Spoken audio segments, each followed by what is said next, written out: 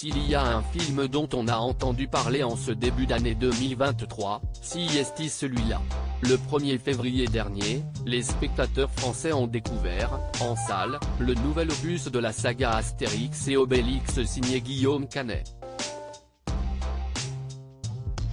Dans ce film intitulé L'Empire du Milieu, le réalisateur incarne le petit héros à la moustache blonde et son compère Gilles Lelouch prête ses traits au tailleur de menhir tombé dans la potion magique quand il était petit.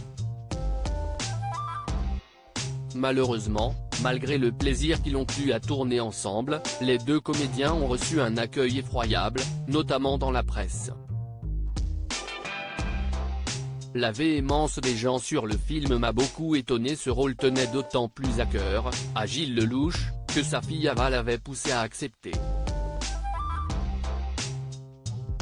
Il avait, pour ce faire, dû subir une véritable métamorphose physique à l'aide de nombreux efforts. Ça n'a pas été simple, se souvient-il auprès du Figaro. Guillaume est un ami de très longue date. Quand je l'ai vu partir dans cette aventure, j'ai été fidèle. Je ne regrette absolument pas. La véhémence des gens sur le film m'a beaucoup étonné. Tous les films sont attaquables et j'entends les raisons pour lesquelles le film ne plaît pas. Mais les attaques personnelles sur un film familial, qui n'a rien d'un brûlot, qui n'a pas d'autre prétention que divertir le plus grand nombre, je ne les comprends pas. La violence de l'accueil qu'il a reçu m'a semblé inouïe. Il n'a pas, pour autant, baissé les bras.